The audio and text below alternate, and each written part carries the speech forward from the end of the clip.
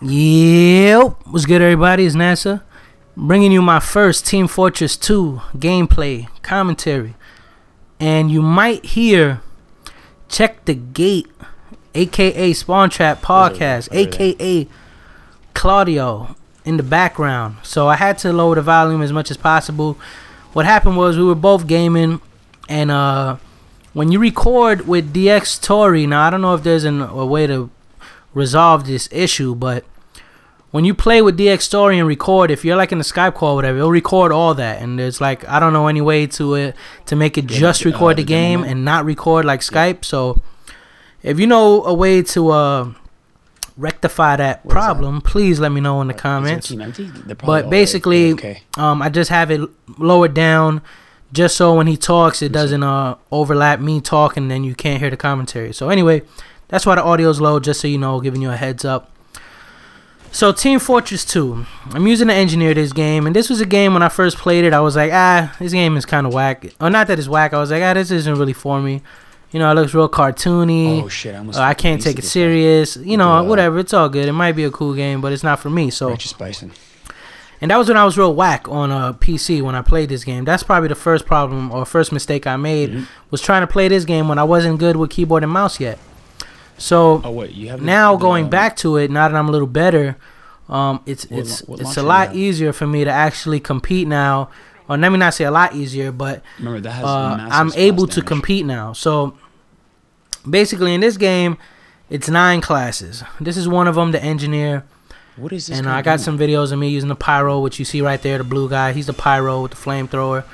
And what the hell just happened there? Oh, look, a spy just killed me. Spies, man, and that's one of the other classes. I mean, and that's a scout in front of me. But what I like about this game is with the class setups, it makes the game very unique in a way, or in a sense that not everybody could just use, like, not everybody uses just one class and just picks all the best stuff. You know, you have to use per class. And look at that spy get blown up, and that scout got it. But everybody usually could just picks all the cheesy stuff, you know, and class really becomes irrelevant. So, and I think Battlefield 3 actually made a mistake in doing that with the PDWs, because now, like, a sniper class isn't just a sniper class. Now you can have recon and have like a shotgun or a assault rifle or SMG, and I'm not too fond of that. I like class-based combat where you have to. Ooh, what is this guy doing? But I like class-based combat because it makes the decisions you make matter. You know, it's like, damn, man, if I want to run sniper, I'm going to have to learn how to use the sniper rifle. I'm going to have to learn how to use the equipment. Oh, man, you can't just be like, well, I want to use it to get the equipment, but I don't like sniping, so I'm going to just pick an assault rifle, you know. It takes away the whole strategic part of it. And this game does that, though. Certain classes have certain equipment, and that's it. There's no ifs, ands, or buts about it. There's no way you're going to get certain stuff unless you pick that class. So I'll go over them class by class if I could get some footage of each class. But this was just one night we played and gamed, and I was using the soldier. Now the soldier, obviously his primary is this rocket launcher.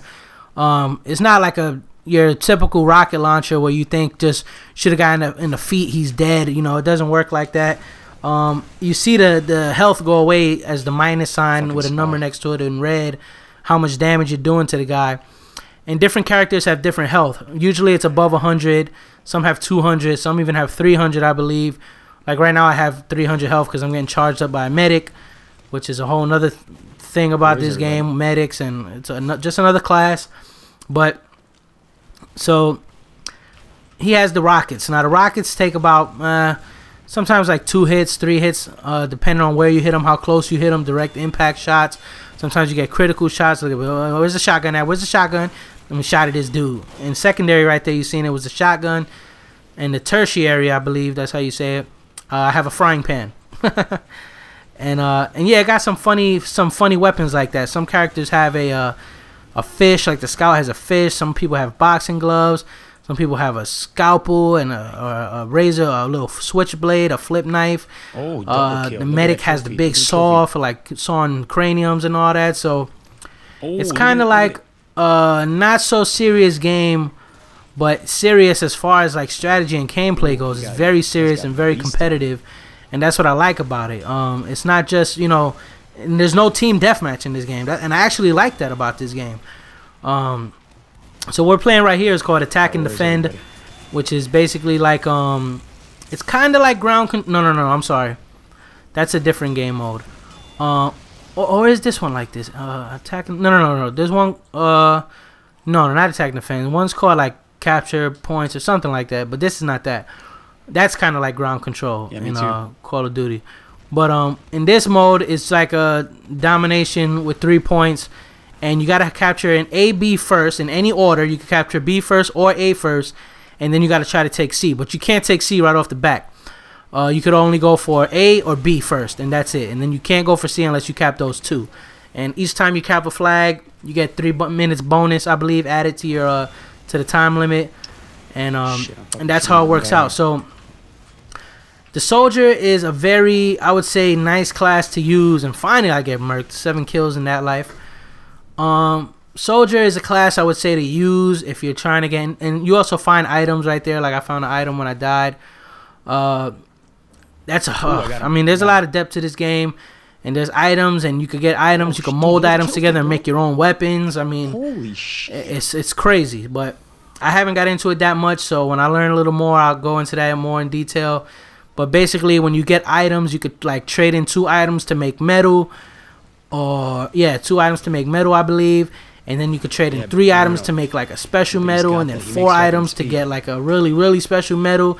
And then you mold the metals with other weapons, or metals with metals to make other stuff to make. And it's crazy, but you could actually make your own weapons. Dude, so that's sick. Now I don't know if they're just all preset weapons that you can make yourself, or if there's actually weapons that you could be completely unique to yourself that you make.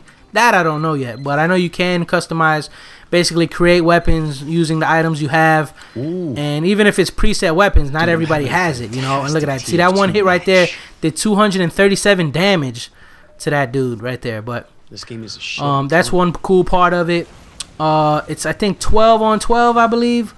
It could be more, but I think it's 12v12.